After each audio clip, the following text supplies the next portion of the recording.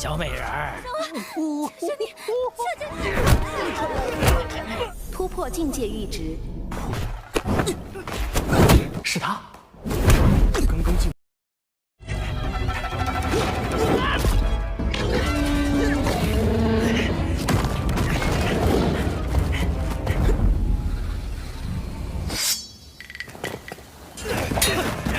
在这儿，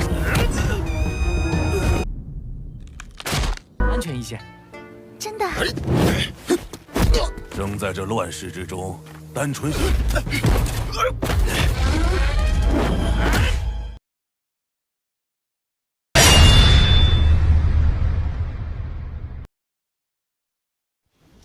Film dibuka dengan menampilkan seorang pemuda bernama Wei He. Kakaknya yang bernama Wei Chun sedang dalam bahaya, dan Wei He akan menyelamatkannya. Namun sayang, kecepatan peluru itu lebih cepat daripada Wei He yang membuat kakaknya meninggal di tempat.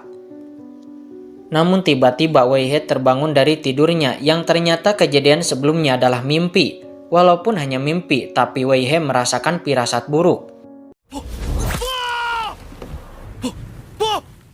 Di luar, kakak pertama Wei He nampak baru kembali, tapi kali ini dia kembali membawa seorang anak kecil. Dia menjelaskan kepada adik keduanya bahwa orang tua dari anak kecil ini telah dibunuh oleh Chen Biao. Kakak pertama itu memerintahkan adik keduanya untuk mengantarkan anak kecil ini ke desa Ciou, karena di sana ada orang yang akan menjaga anak ini. Baru saja sampai di rumah, kakak pertama yang bernama Wei Chun itu langsung akan pergi lagi. Kali ini dia akan pergi ke luar kota untuk mencari ayah dan ibunya. Namun kali ini Wei He yang memiliki firasat buruk pun memaksa untuk ikut bersama kakak pertamanya itu. Karena Wei He yang sangat memaksa, sang kakak pun untuk kali ini membawa Wei He bersamanya. Kakak kedua Wei He yang bernama Wei Ying ini pun hanya bisa mendoakan keselamatan kedua saudaranya itu dan meminta mereka berdua untuk berhati-hati. 跟上啊！二姐，那我们去就回。 Tanpa ketiga bersaudara itu sadari saat ini ada seorang pria yang nampak sedang bersembunyi. Dia senang ketika melihat Wei He dan Wei Chun pergi dari rumah dan hanya menyisakan Wei Ying di rumah. Pria ini bernama Chen Biao, nampaknya dia sangat tergila-gila kepada kakak kedua Wei He. Di gerbang keluar kota, sang kakak memperingatkan Wei He dikarenakan kondisi di luar kota tidak sama seperti di dalam kota. Dia pun meminta Wei He agar selalu mendengarkan semua perintahnya. Ketika itu Wei He melihat seorang bocah yang nampak mencuri barang milik orang dewasa. Setelah tertangkap, bocah itu pun langsung dieksekusi di tempat. Wei He yang melihatnya nampak melongo, namun di kota ini yang kuat dapat menindas yang lemah.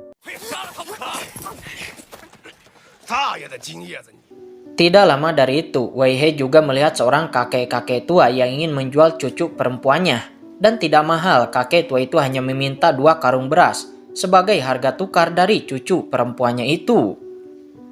Cucu perempuan itu pun memohon agar kakeknya tidak menjualnya, tapi sang kakek mengatakan bahwa adikmu sudah tidak makan selama 3 hari, dan jika dibiarkan adikmu pasti akan mati. Melihat itu hati Wei He tergerak, namun sang kakak langsung mengatakan untuk menyingkirkan perasaan simpati yang tidak berguna. Karena di kota Peiye ini rasa simpati tidak diperlukan sama sekali. Hidup di masa-masa sulit seperti ini, nyawa manusia seperti seekor semut.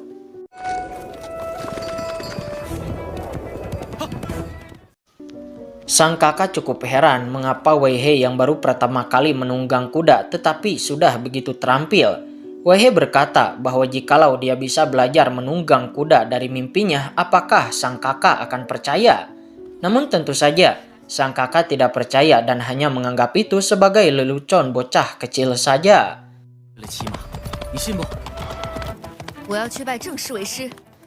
Beberapa saat kemudian, sang kakak dan Wei He cukup kebingungan karena di peta tidak ditandai jalan yang menuju ke Gunung Shaoyang. Namun di saat itu, sebuah raungan dari kejauhan tiba-tiba terdengar yang membuat sang kakak langsung dalam posisi siaga. Di sana juga terlihat Chen Biao dan 2 bawahannya yang terus memata-matai Wei He. Saat ini keadaan semakin memburuk ketika kuda milik Wei He menjadi tak terkendali. Sang kakak pun langsung menyadari bahwa itu adalah monster gila kulit hitam. Dan benar saja, Sesosok monster yang sangat menakutkan tiba-tiba muncul dan langsung mengejar Wei He dan sang kakak. Wei He dan sang kakak terus-menerus melakukan perlawanan dan sang kakak juga bahkan berhasil melukai mata dari monster itu. Sayangnya itu semua tidak berguna. Pertahanan monster itu sangatlah kuat. Mereka berdua tidak bisa menembusnya. Wei He dan sang kakak pun hanya bisa terus melarikan diri sampai pada akhirnya mereka berdua pun terpojok di sebuah jurang yang sangat dalam.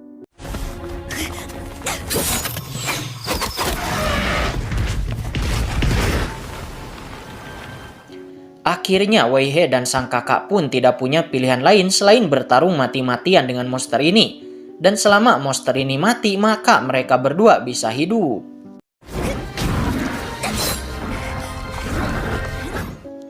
Sang kakak berhasil menusukkan beberapa pedang kepada punggung monster itu yang membuat monster itu meraung kesakitan. Monster itu tidak tahan dan lalu melemparkan sang kakak sampai jatuh ke jurang. Untungnya Wei He masih sempat untuk menggapai tangan sang kakak. Namun sayang batu yang dipijak oleh Wei He roboh.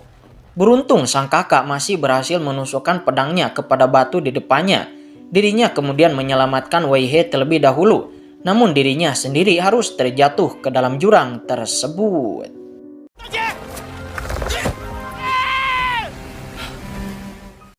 Sementara di dekat tempat itu terlihat seorang murid dari kultus Xianghu yang sedang dikejar dan dibunuh oleh pasukan khusus benteng keluarga Hong. Dan bahkan monster yang mengejar Wei He pun dibunuh oleh pasukan benteng keluarga Hong itu dengan satu ayunan tangan.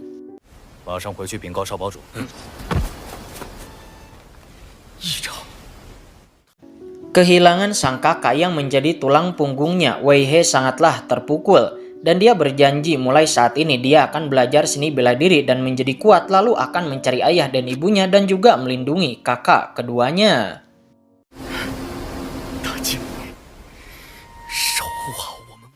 Di tempat lain terlihat pasukan keluarga Hong sebelumnya lalu memberikan kepala murid mata-mata yang sebelumnya mereka bunuh kepada tuan muda keluarga Hong mereka.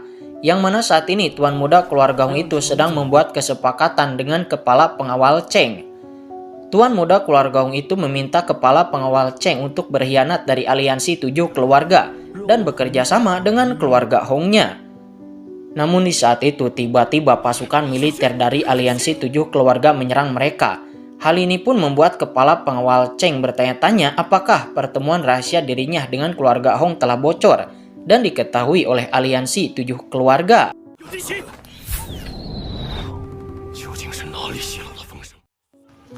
Terlihat tidak hanya pasukan militer 7 aliansi keluarga, tetapi pasukan gigi raksasa juga ada di antara mereka. Tuan muda keluarga Hong kemudian memerintahkan 3 bawahannya untuk membunuh mereka semua. Kepala pengawal Cheng yang melihatnya langsung terkejut karena ketiga bawahan tuan muda keluarga Hong ini ternyata adalah ahli bela diri 3 darah, yang bisa disebut ahli bela diri yang cukup kuat. Terbukti saat ini walaupun mereka hanyalah bertiga, tetapi mereka berhasil membantai seluruh pasukan militer 7 aliansi keluarga dan juga pasukan gigi raksasa. Semuanya dibabat habis oleh mereka bertiga.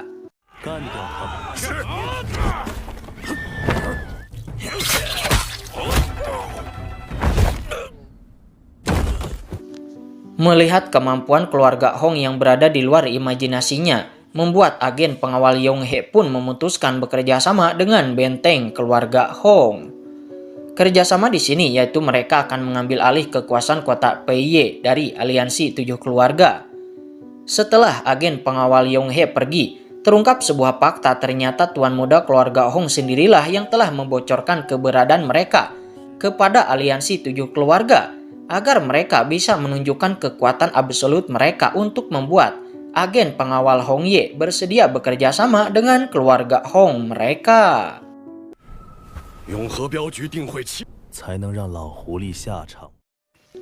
Sementara di sisi lain saat ini kakak kedua Wei He nampak sedang diganggu oleh Chen Biao dan para bawahannya. Wei He yang baru sampai dan melihat kakak keduanya diganggu seperti itu, dia pun langsung menyelamatkan kakak keduanya. Wei He mengatakan bahwa kakak pertamanya akan segera kembali. Dan dia meminta agar Chen Biao dan yang lainnya tidak bertindak terlalu jauh.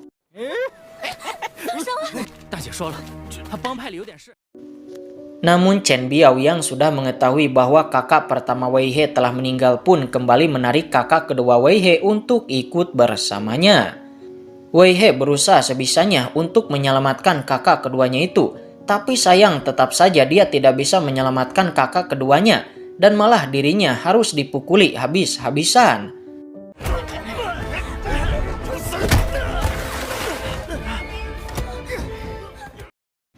Sementara Wei Ying ketika mendengar bahwa kakak pertamanya Wei Chun telah meninggal, dia shock berat dan langsung pingsan di tempat. Namun dia hanya pingsan untuk sesaat sebelum kemudian Wei Ying melihat Wei He yang akan dieksekusi oleh Chen Biao. Khawatir kepada adiknya itu, Wei Ying langsung berteriak agar Chen Biao berhenti dan dirinya akan secara sukarela ikut bersama Chen Biao. Namun di saat itu 3 murid dari Akademi Tinju yang tidak sengaja lewat di sana pun langsung menghentikan Chen Biao. Chen Biao tidak berani melawan ketiga murid Akademi Tinju ini. Oleh karena itu dia dan bawahannya pun hanya bisa pergi.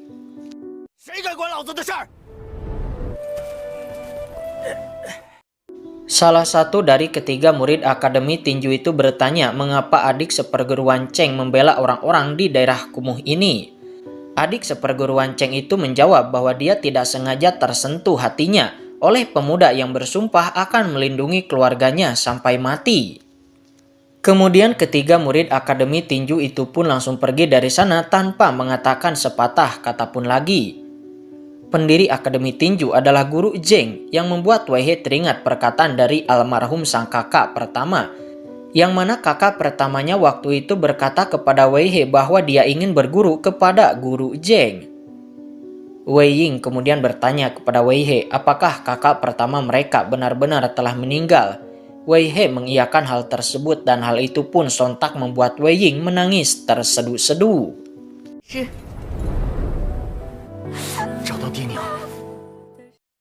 Malam harinya, Wei He kembali bermimpi, yang mana di mimpi kali ini Wei He berada di sebuah laboratorium. Terlihat mutiara penghancur alam di tubuh Wei He menembus ambang batas. Kemudian Wei He bangun dari tidurnya. Wei He teringat bahwa hari ini harusnya kakak pertamanya mendaftar ke Akademi Tinju. Namun karena kakaknya sudah innalillahi, Wei He pun memutuskan bahwa dia akan menggantikan kakak pertamanya untuk pergi ke Akademi Tinju. Scene kemudian berpindah ke Akademi Tinju. Terlihat pendiri Akademi Tinju yang bernama Guru Zheng sedang melatih para muridnya. Kemudian murid yang disebut Tuan Muda Cheng yang sebelumnya menyelamatkan Wei He berlatih tanding di arena dengan murid bernama Xiaoran. Ketika baku hantam baru saja dimulai, Wei He juga nampak baru sampai di sana. Dia langsung menyadari bahwa orang yang sedang bertarung di arena itu adalah Tuan Muda Cheng, orang yang telah menyelamatkan dirinya sebelumnya.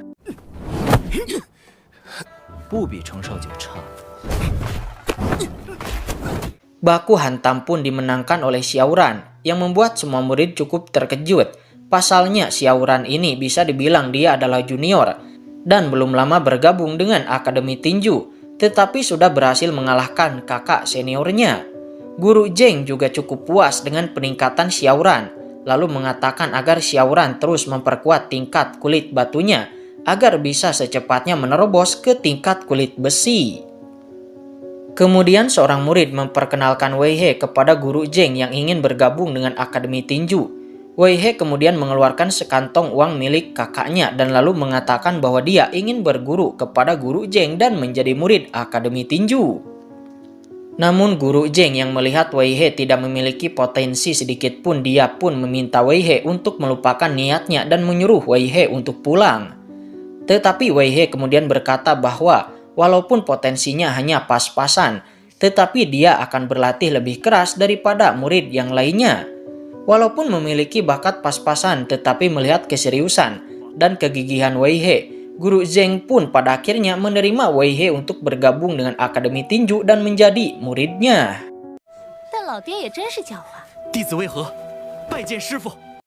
Setelah menjadi murid Akademi Tinju, Wei He lalu diantar oleh putri Guru Zheng yang bernama Nona Zheng Qing menuju ke area pelatihan. Nona Zheng Qing menjelaskan kepada Wei He agar jangan senang terlebih dahulu, karena setiap tahun akan ada banyak orang seperti Wei He yang membayar uang untuk menjadi murid pribadi ayahnya. Tetapi itu hanyalah murid luar dan jika dalam setahun tidak dapat berkembang ke level kulit gilas, maka murid-murid baru seperti Wei He akan dieliminasi dan diusir dari Akademi Tinju. 我现在你现在只不过是外门。快带我去练习场吧。 Ketika sampai di tempat pelatihan, Wei He melihat banyak murid baru sepertinya yang baru bergabung ke Akademi Tinju. Nona Zengking kemudian mengatakan bahwa semua cara latihan untuk bisa mencapai tingkat kulit gilas dicatat dalam gulungan yang ada di tangannya. Namun Nona Zengking tidak memberikannya dengan mudah, yang mana dia meminta Wei He untuk bisa merebut gulungan yang ada di tangannya dengan cara apapun. Namun jika Wei He gagal, dia ingin Wei He angkat kaki dari Akademi Tinju. Para murid baru yang berada di kejauhan juga melihat ini dan mengetahui bahwa kakak seperguruan mereka sedang mempersulit murid baru lagi.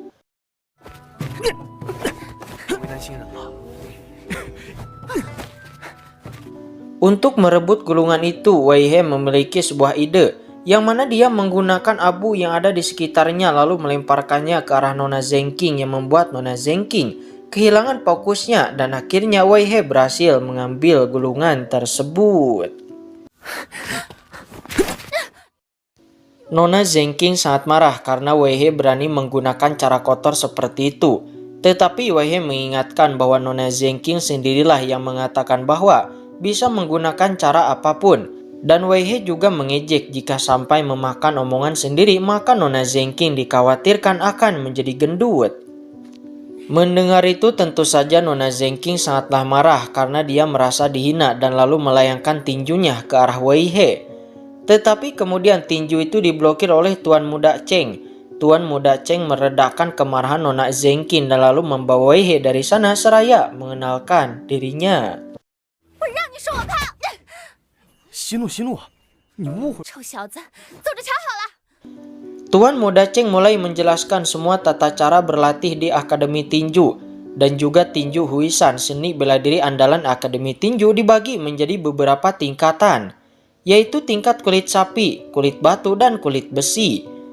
Sementara Tuan Muda Cheng sendiri, dirinya sekarang berada di tingkat kulit batu, dan sekarang yang harus dilakukan Wei He adalah mencapai tingkat dasar kulit gilas, yang mana tingkat ini tercapai ketika kepalan tangan mencapai kondisi khusus yaitu tebal dan keras. 便能突破至牛皮，先修炼魔皮，其他的别想太多。 Wei He memulai latihan pertamanya lalu memasukkan tangannya di benda yang mendidih. Namun Tuan Muda Cheng mengatakan bahwa umumnya murid baru yang baru masuk hanya bisa melakukannya dalam waktu 10 napas dan harus mendinginkan tangannya. Tetapi dia tidak menyangka 10 napas telah berlalu namun Wei He masih belum mencabut tangannya. Saat ini Wei He teringat dengan rasa sakit yang dia alami sebelumnya yang membuatnya terus bertahan. Tuan Muda Cheng juga baru melihat ada orang yang begitu teguh dan juga kejam terhadap diri sendiri. Saat ini Nona Zengking membawa ayahnya Guru Zeng untuk menghukum Wei He. Tetapi ketika melihat Wei He begitu keras berlatih dan juga kejam terhadap diri sendiri, Guru Zeng tidak jadi untuk menghukumnya. Namun Xiaoran mencibir bahwa ketekunan hanyalah 10% dari kultivasi, karena 90% itu tergantung kepada bakat.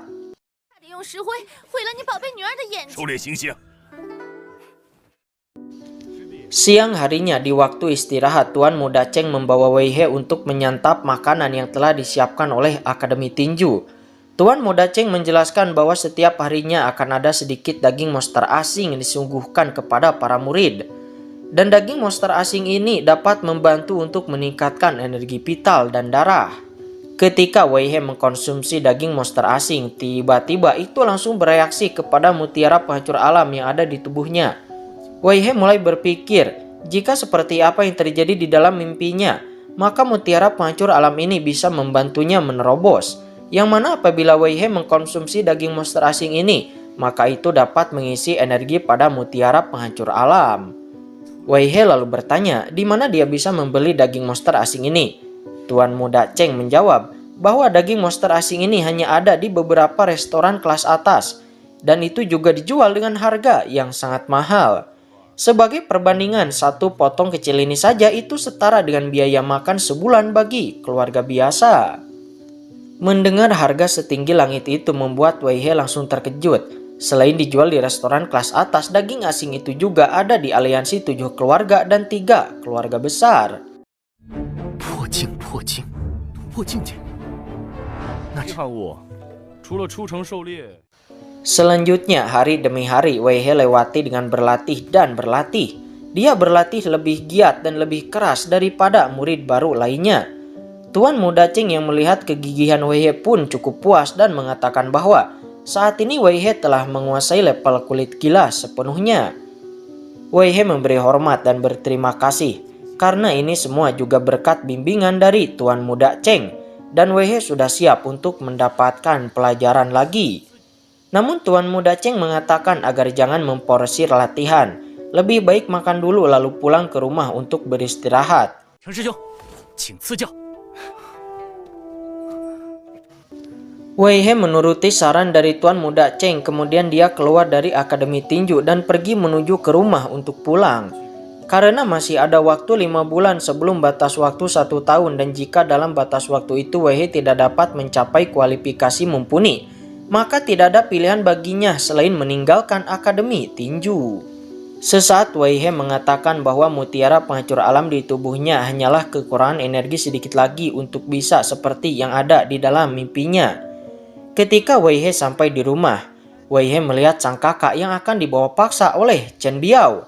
Wei He langsung menghentikan Chen Biao dan memperingatkan Chen Biao bahwa sekarang dia adalah murid Akademi Tinju.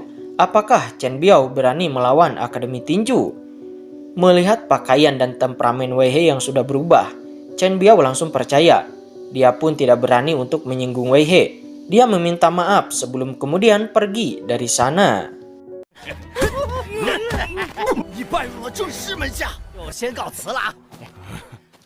Tapi walaupun begitu, Wei He menatap kelompok Chen Biao dengan marah. Malam harinya, Wei He menyadari bahwa jika dia ingin berlatih dengan tenang, maka dia harus melenyapkan Chen Biao.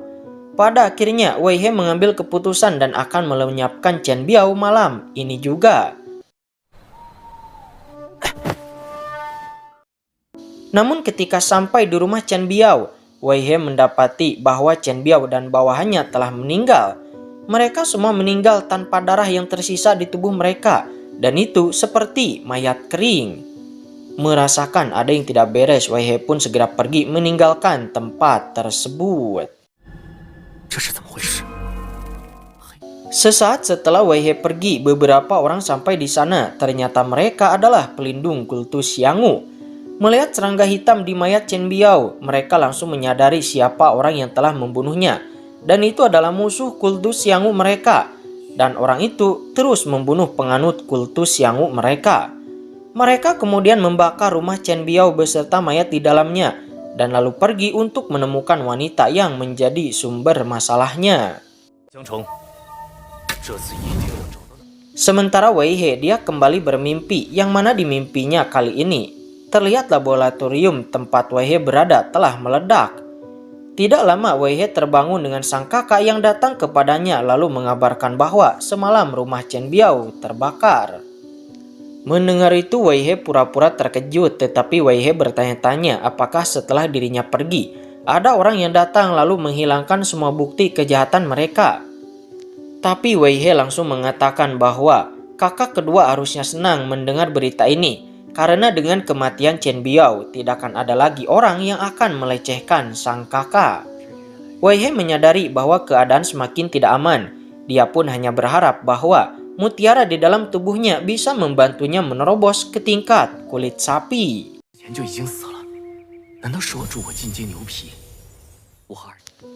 Singkat cerita, waktu penentuan masuk atau tidaknya para murid baru ke Akademi Tinju akhirnya telah tiba.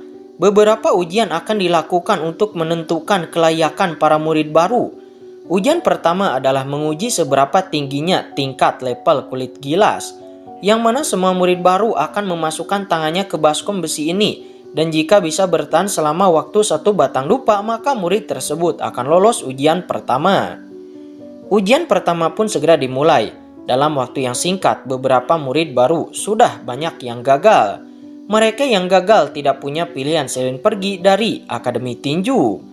Waktu satu batang lupa pun telah selesai dan dari banyak murid baru, hanya 3 murid yang lolos.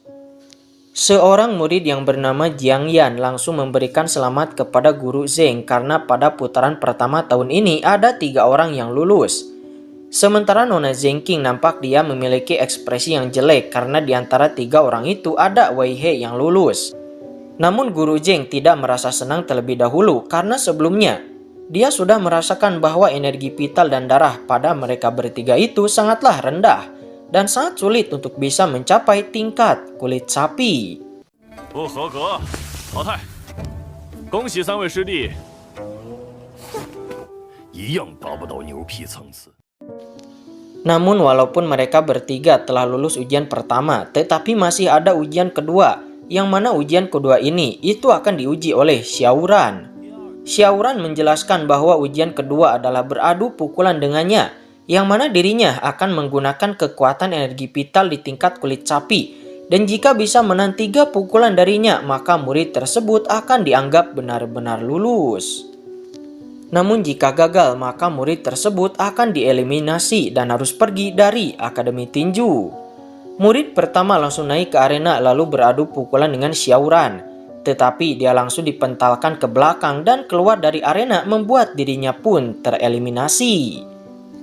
Murid kedua kemudian naik ke arena, tetapi dia juga sama, dia langsung dipentalkan keluar arena dan dieliminasi.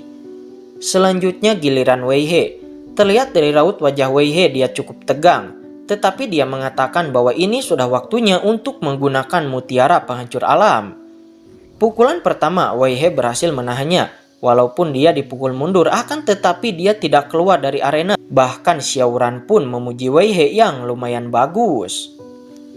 Pukulan kedua, Xiaoran mengepalkan tinjunya lebih kuat daripada tinju sebelumnya. Sementara Wei He dia akhirnya mendesak mutiara penghancur alam yang ada di tubuhnya dan berhasil memblokir pukulan Xiaoran. 淘汰。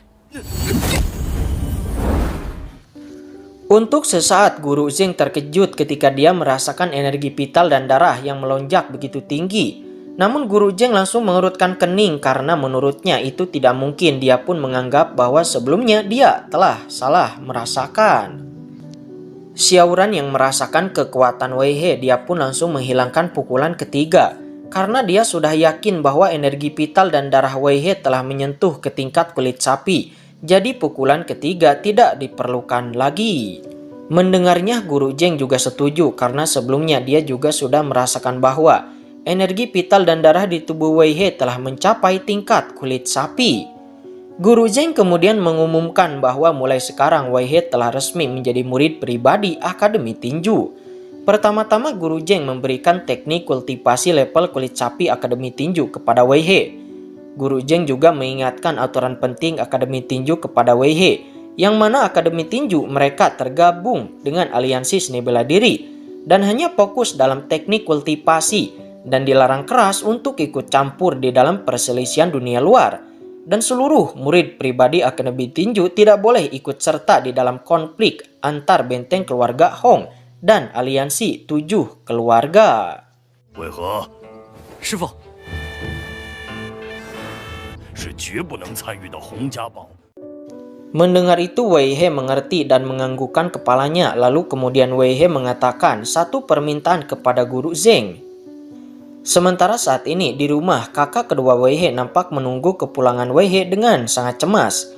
Tidak lama dari itu, Wei He dengan tergesa-gesa sampai di rumah dan mengabarkan kepada kakak keduanya bahwa dia telah lolos dan menjadi murid pribadi Akademi Tinju. Dia juga telah membuat permintaan kepada Guru Zeng dan Guru Zeng memperbolehkan kakak kedua Wei He untuk ikut tinggal di Akademi Tinju. 二姐，二姐，师傅说好了，二姐和我一起。 Sesaat kemudian Jiang Yan dan Xiaoran datang ke sana menemui Wei He. Jiang Yan mengatakan bahwa dia ingin mengajak Wei He makan bersama dan juga ingin mengundang Wei He untuk bergabung dengan dirinya. Xiaoran juga menambahkan bahwa kakak seperguruan Jiang ini selalu merekrut murid berbakat. Jadi dia menyarankan agar Wei He untuk tidak menolaknya.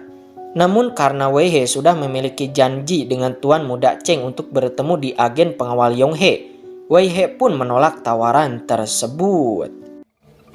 我和萧师弟过来。父爱，但我已答应程师兄。 Mendapati penolakan tersebut, Jiang Yan sepertinya tidak puas dan lalu pergi dari sana. 不识抬举。 Sore harinya, Wei He bertemu dengan Tuan Muda Cheng. Kemudian Tuan Muda Cheng menawarkan kepada Wei He untuk bergabung dengan agen pengawal Yong He dan menjadi pengawal eksternal. Mendengar tawaran tersebut, tanpa pikir panjang, Wei He langsung setuju dan membuat Tuan Muda Cheng pun bertanya-tanya, kenapa Wei He dengan cepat setuju begitu saja.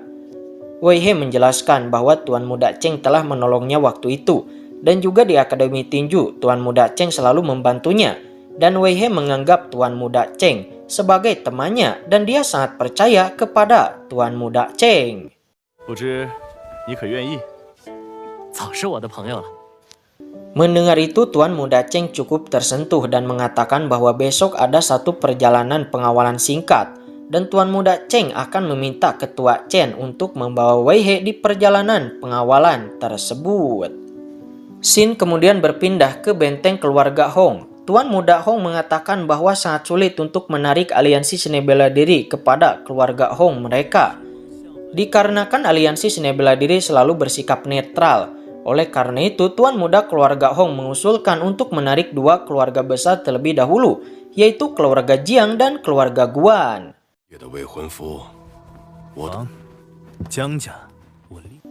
Hari demi hari berlalu dan Wei He selalu giat berlatih untuk terus meningkatkan kekuatannya. Beberapa waktu kemudian Wei He ikut serta dalam pengawalan pengantaran barang pertamanya. Pemimpin pengantaran barang kali ini yang bernama Tetua Chen menghimbau kepada para bawahannya untuk membantu Wei He, karena ini adalah pertama kalinya Wei He mengawal. Malam pun dengan cepat tiba, mereka semua singgah untuk beristirahat. Namun di saat itu Wei He tiba-tiba teringat sang kakak pertama, yang mana disinilah waktu itu dia diserang oleh monster kulit hitam. Menyadari bahwa Wei He sedang tidak baik-baik saja, Ketua Chen menghampiri Wei He, memberikan arak miliknya, seraya mengatakan bahwa yang lalu biarlah berlalu, jangan membuat itu menjadi beban, yang hanya akan membuat diri sendiri tertekan.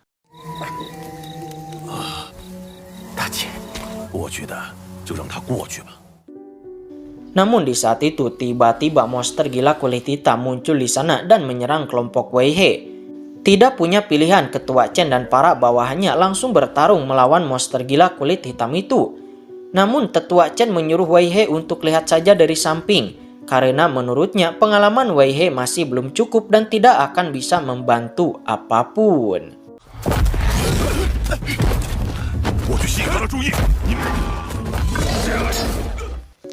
Ketua Chen dan para bawahannya tidak mampu mengalahkan monster gila kulit hitam itu. Bahkan satu bawahan Tetua Chen akan diterkam oleh monster itu.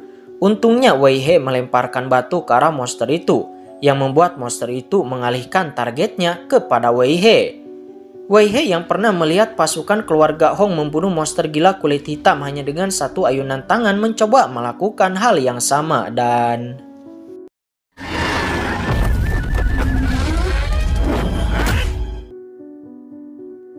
Pukulan Wei He tidak mampu membunuh binatang kulit hitam. Wei He mendarat di atas punggung binatang gila kulit hitam itu, kemudian memukul kepala binatang gila kulit hitam itu, yang membuat binatang gila kulit hitam itu terasa terganggu, dan dia pun langsung melarikan diri dari sana dengan Wei He yang masih berada di punggungnya.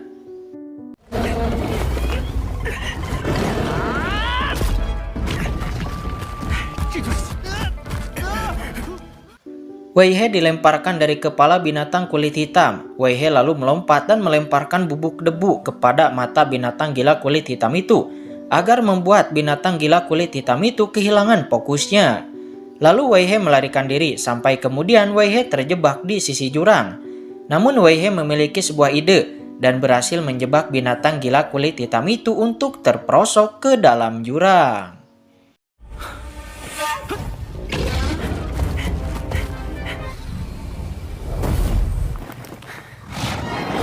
Sayang, ketika Wei He mengira bahwa binatang gila kulit hitam itu telah terjatuh, tiba-tiba tangan besar binatang kulit hitam itu menjerat kaki kecil Wei He, membuat Wei He berada dalam masalah.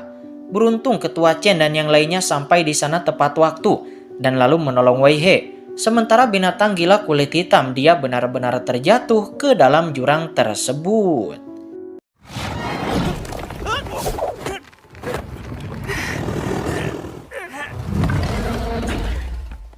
Semua orang kemudian berterima kasih kepada Wei He karena secara tidak langsung Wei He telah menyelamatkan mereka semua.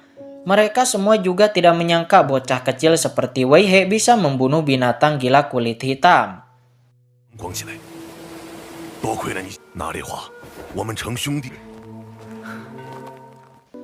Pagi harinya mereka melanjutkan perjalanan mengawal barang. Tidak lama mereka sampai di desa Changpeng. Tetua Chen menjelaskan desa Changpeng berada di antara kota Peiye dan benteng keluarga Hong. Dan desa Changpeng ini bukan milik pihak manapun. Dan barang yang mereka kawal sekarang itu juga akan diantarkan sampai ke dalam desa Changpeng. Namun di saat itu Wei He bertanya tentang gunung yang ada di dekat sana. Apakah itu Gunung Shaoyang? Sekedar info, Gunung Shaoyang ini adalah gunung tempat di mana kedua orang tua Wei He menghilang. Tetapi Ketua Chen sepertinya tidak ingin membahas Gunung Shaoyang. Ketua Chen hanya menjawab bahwa itu hanyalah sebuah gunung yang tandus. Chen Biao.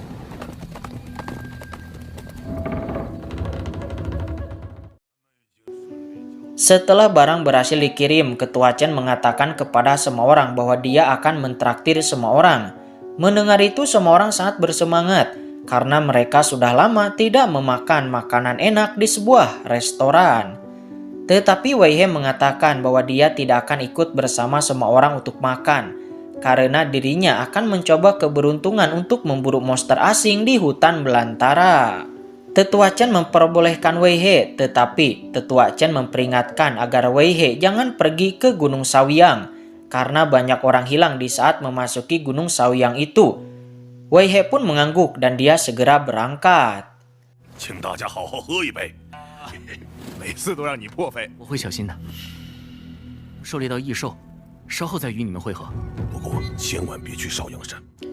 Setelah sampai di tengah hutan, Wei He tidak mendengarkan peringatan dari Ketua Chen karena dia sekarang pergi menuju Gunung Shaoyang.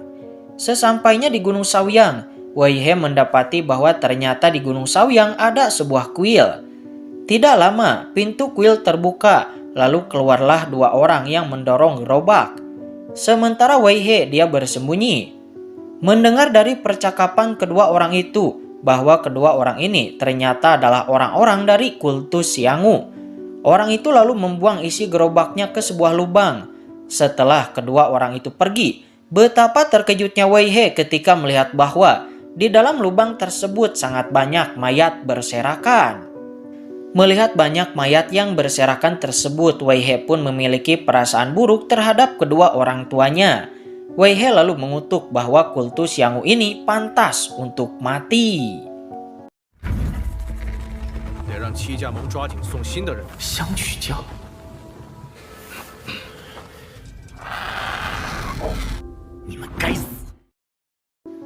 Beberapa saat kemudian, seorang pelindung kultus Xianghu yang memiliki serangga pelacak. Tiba-tiba serangganya itu mencium sesuatu dan bisa melacak Wei He. Hal itu pun membuat persembunyian Wei He ditemukan. Alhasil pelindung kultus Xianghu itu langsung memerintahkan semua bawahannya untuk menangkap Wei He hidup atau mati.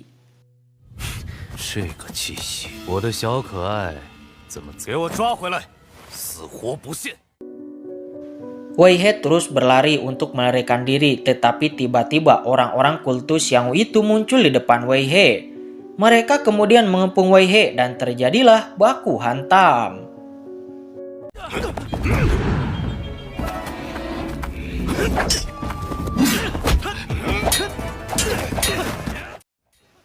Wei He sadar betul bahwa akan sangat bahaya jika terus begini.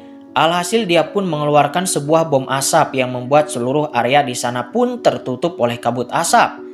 Dan lalu Wei He membantai satu persatu dari mereka semua di dalam kabut asap tersebut.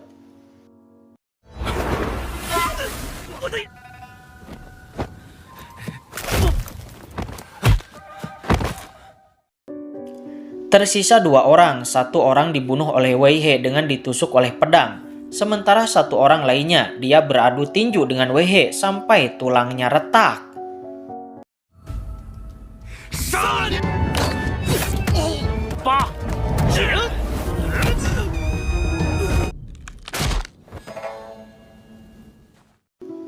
Selanjutnya Wei He mengambil semua harta milik orang-orang ini. Setelah mengambil harta mereka semua, Wei He tidak menyangka bahwa ternyata orang-orang kultus Xianghu ini memiliki harta yang begitu kaya. Sesaat Wei He melihat tulisan pada baju orang-orang ini, Wei He menyadari bahwa ternyata Chen Biao adalah anggota dari kultus Xianghu. 香曲教这帮人身家还不菲，原来陈彪也是香曲教。 Wei He lalu berjanji bahwa suatu hari nanti dirinya akan menghancurkan kultus Xianghu untuk membalaskan dendam kedua orang tuanya. Wei He kemudian pergi dari sana, tetapi dia tidak sadar bahwa sebuah serangga menempel di bajunya. Di tempat lain, di dalam kuil kultus Xianghu, terlihat dua petinggi kultus Xianghu saling berdiskusi, yang mana mereka berdua tidak perlu mengurusi bocah kecil di luar, karena musuh besar mereka yang sebenarnya adalah wanita itu. Seorang bawahan itu juga mengabarkan bahwa keluarga Hong mengundang kultus Xianghu mereka. Tetapi petinggi itu mengatakan untuk menolak undangan dari keluarga Hong. 教主，他会从总教派徒，如今投空。从坛主英明， Sementara di markas keluarga Hong, seorang bawahan melapor kepada tuan muda keluarga Hong bahwa kultus Xianghu telah menolak undangan mereka. 少保主传， Kembali kepada Wei He saat ini, dia, Ketua Chen, dan yang lainnya telah kembali pulang ke markas pengawal Yonghe. Kali ini, karena surat bahaya yang dikirim oleh Tetua Chen sebelumnya, bahkan Tuan Muda Cheng sendiri yang menyambut mereka. Ketua Chen kemudian mengatakan bahwa perjalanan kali ini berkat Wei He yang berhasil mengalahkan monster gila kulit hitam. Akhirnya mereka semua masih bisa selamat. 贵，经劳驾少标主亲自，竟然会遇到干掉了黑疯子，不然恐怕。 Tuan Muda Cheng mengatakan bahwa Wei He berjasa sangat besar untuk agen pengawal Yonghe dan bahkan ayah dari Tuan Muda Cheng, yaitu pemimpin agen pengawal Yonghe ingin bertemu dengan Wei He secara langsung. 这次可立了大功，自然不会错。那便是我爹。 Kemudian Wei He bertemu dengan ayah dari Tuan Muda Cheng yang merupakan pendiri pengawal Yonghe. Dia bernama Cheng Zhengxing. Dikarenakan Wei He telah membunuh monster gila kulit hitam yang membuat agen pengawal Yonghe terhindar dari kerugian, sang pemimpin agen pengawal Yonghe itu pun akan memberi hadiah kepada Wei He, yang mana sebagai ungkapan terima kasihnya dia memberikan sekotak kayu daging monster asing kepada Wei He. Mendengarnya Wei He pun langsung berterima kasih, tetapi selain daging monster asing ini, Wei He juga boleh meminta satu permintaan dari sang pemimpin agen pengawal Yonghe. 吃了这些异兽肉，你突破10匹， 避免了损失，自当论了异兽肉，你还可以向我提。 Wei He mengatakan bahwa orang tuanya telah menghilang di dekat Gunung Shaoyang, jadi dia memohon bantuan kepada sang pemimpin agen pengawal Yonghe itu untuk mencari keberadaan kedua orang tuanya. Mendengar itu, sang pemimpin agen pengawal Yonghe itu sedikit mengerutkan kening, karena dia tahu bahwa Gunung Shaoyang itu dikuasai oleh kultus Xianghu, dan juga kultus Xianghu memiliki hubungan yang sangat dekat dengan aliansi 7 keluarga. Tetapi walaupun begitu, sang pemimpin pengawal Yonghe itu berkata bahwa dirinya pasti akan mencari cara untuk bisa mencari informasi tentang kedua orang tua Wei He. Tuan Muda Cheng berkata bahwa aliansi 7 keluarga ataupun benteng keluarga Hong, mereka bukanlah lawan yang bisa ditandingi oleh agen pengawal Yonghe mereka. Dan hanya dengan agen pengawal Yonghe tetap berada di keadaan netral seperti Akademi Tinju Guru Zheng, maka agen pengawal Yonghe pasti akan bisa bertahan. Setelah itu kemudian Tuan Muda Cheng dan Wei He pergi dari sana untuk kembali ke Akademi Tinju. 杨山会想办法打探你爹娘的，真没想到。谢将军，洪家堡，我也回犬院。 Setelah Wei He dan anaknya pergi, sang pemimpin pengawal Yonghe itu nampak mengerutkan kening. Kita semua sudah tahu bahwa dirinya telah bekerja sama dengan benteng keluarga Hong. Tapi sang pemimpin agen pengawal Yonghe itu yakin suatu saat nanti anaknya itu pasti akan mengerti karena dia bergabung dengan benteng keluarga Hong itu. Semuanya demi keluarga Cheng mereka. Sementara saat ini di Akademi Tinju terlihat Guru Zheng akan turun tangan sendiri untuk memeriksa kekuatan sang jenius Xiaoran. Guru Zheng yang akan turun tangan secara pribadi itu pun seketika menarik minat para murid yang ada di sana untuk menontonnya. Karena ini adalah sebuah kejadian yang langka dan mereka belum pernah melihat Guru Zheng yang turun tangan sendiri. Di saat yang bersamaan, Wei He dan Tuan Muda Cheng juga baru sampai ke Akademi Tinju. Tuan Muda Cheng langsung mengajak Wei He untuk mengamati baku hantam antar Guru Zheng dan Xiaoran. Karena ini adalah hal yang sangat langka dan harus diamati dengan cermat. 亲眼看到正师出手，太仔细体悟，定能从中学早拿给你二姐。只会将实力压制在第二。 Guru Zheng mengatakan bahwa dia akan menekan kekuatannya sampai menjadi energi vital dan darah tingkat kedua agar bisa sebanding dengan Xiaoran. Dan Xiaoran hanya perlu bertarung dengan dirinya dengan bebas. Xiaoran pun langsung melancarkan serangan pertamanya dan kemudian baku hantam pun terjadi.江师姐，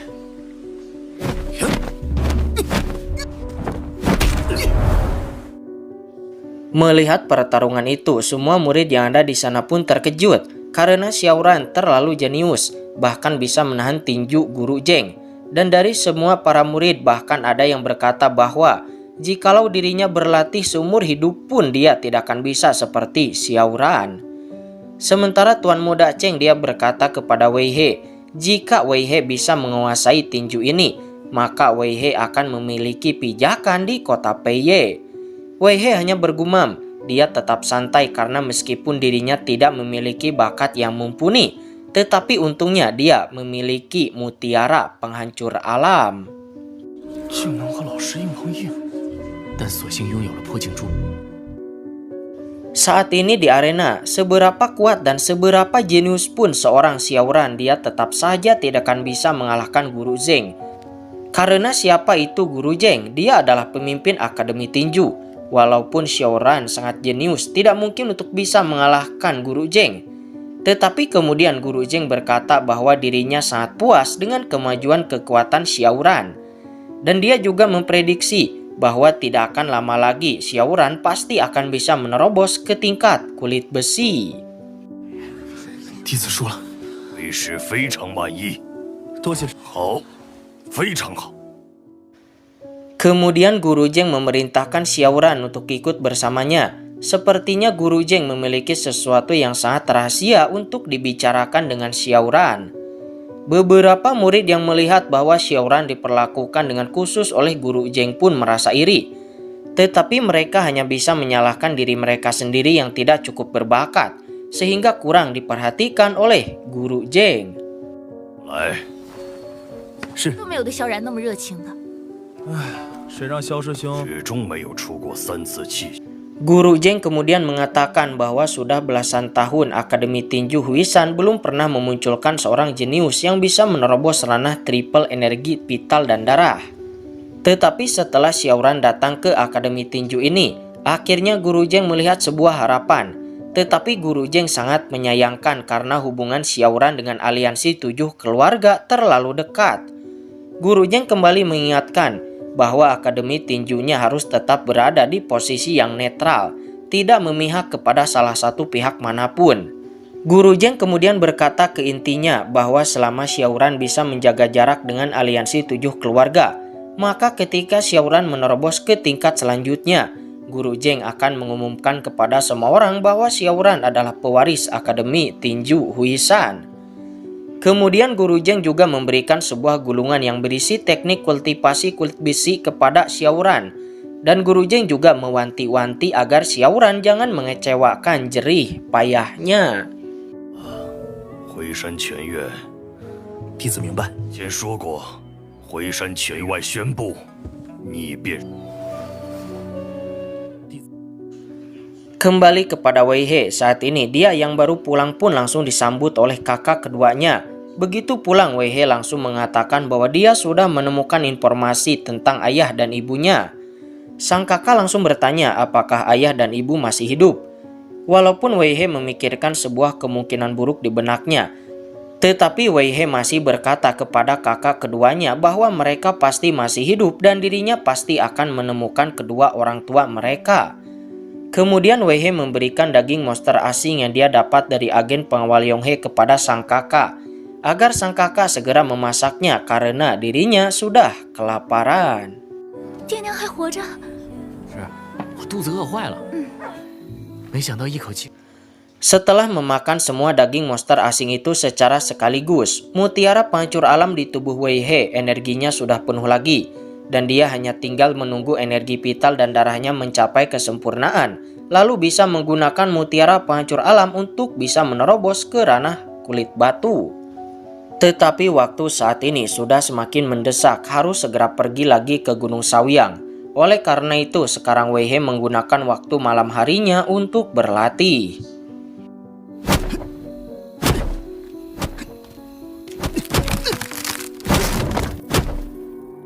Di saat Wei He berlatih, tiba-tiba sebuah serangga yang bersinar hinggap di pundak Wei He, yang mana ternyata serangga itu bernama serangga pencium aroma milik para ahli dari kultus Xianghu, yang mana saat ini para ahli dari kultus Xianghu itu telah berada di luar Akademi Tinju.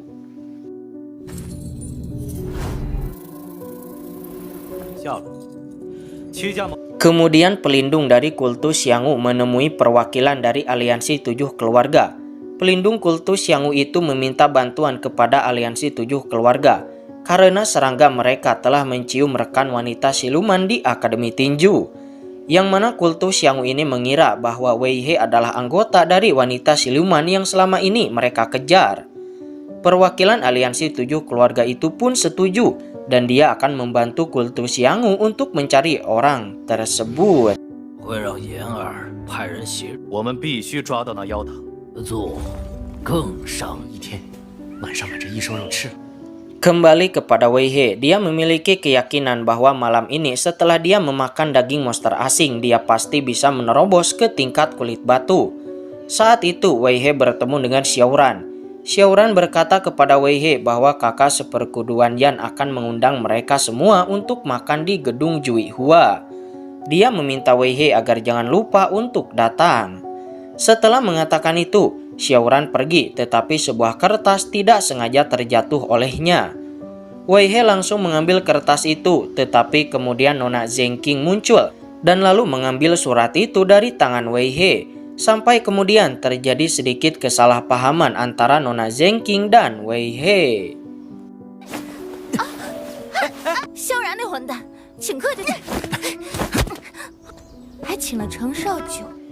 Pada awalnya, Wei He tidak ingin ikut di dalam acara makan-makan tersebut. Tetapi ketika Wei He mengetahui bahwa Tuan Muda Cheng juga akan ikut dalam acara makan tersebut, Wei He pun memutuskan untuk ikut juga karena dia merasa ada yang mencurigakan. Singkat cerita, semua orang pun telah berkumpul di acara makan tersebut. Kemudian kita flashback ke beberapa waktu yang lalu, yang mana ternyata Xiaoran melakukan ini atas perintah dari Tuan Muda Yan.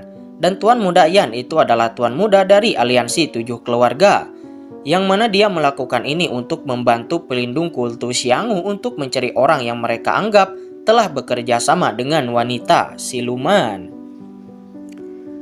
Pelindung kultus Xianghu itu langsung mengeluarkan serangga pencium aroma miliknya.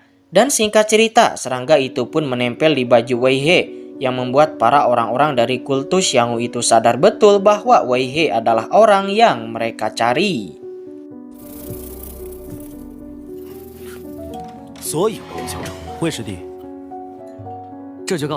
Selanjutnya karena sudah selesai makan, Wei He kemudian izin untuk pergi terlebih dahulu. Tuan Muda Cheng juga telah selesai makan dan kemudian dia izin akan pergi pulang bersama Wei He. Tetapi kemudian karena Xiaoran sudah tahu bahwa Wei He adalah orang yang kultus Xianghu cari dan kultus Xianghu sudah menyiapkan penyergapan di tengah jalan, Xiaoran pun mencoba membujuk Tuan Muda Cheng agar tidak pulang terlebih dahulu karena mereka sudah lama tidak minum arak bersama. 准备收网。是，一起走吧。程师兄， Saat ini Wei He dia berada di jalan pulang, tetapi di saat itu tiba-tiba angin bertiup sangat kencang, disertai langit yang tiba-tiba dipenuhi awan hitam, disusul dengan kemunculan orang-orang dari kultus Xianghu yang muncul dari dalam danau dan langsung mengepung Wei He dari segala arah. Salah satu dari orang-orang kultus Xianghu itu berteriak untuk menangkap rekan wanita siluman, dan kemudian baku hantam pun terjadi.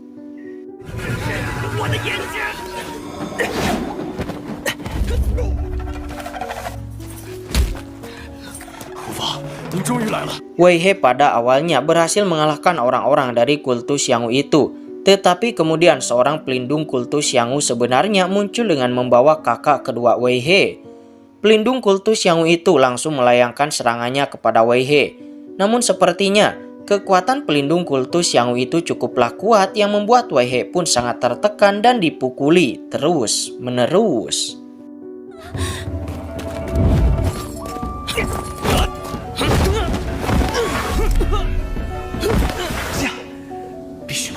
Menyadari bahwa ini sangat berbahaya, Wei He memutuskan untuk menerobos di sini sekarang juga. Karena jika tidak, dirinya dan kakak keduanya pasti akan mati di sini.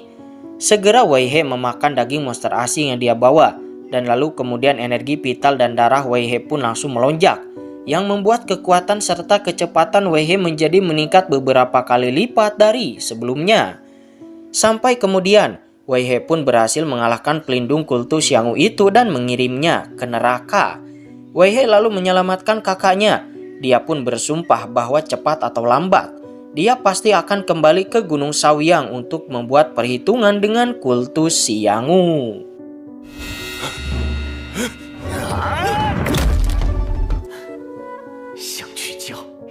Scene berpindah ke markas benteng keluarga Hong. Terlihat seorang bawahan tuan muda keluarga Hong mengabarkan bahwa Wei He telah membunuh orang-orang dari kultus Xianghu. Mendengar berita ini, tuan muda Hong merasa bahwa Wei He adalah orang yang sangat menarik. Alhasil dia pun memerintahkan bawahannya untuk mulai saat ini untuk melindungi Wei He. Setelah itu tuan muda Hong mengutus bawahannya untuk menyebarkan sebuah rumor, yang mana rumor tersebut adalah bahwa aliansi 7 keluarga telah menemukan mitra baru tanpa sepengetahuan kultus Xianghu. Tuan muda Hong melakukan ini agar kerjasama antar aliansi 7 keluarga dan kultus Xianghu terpecah belah.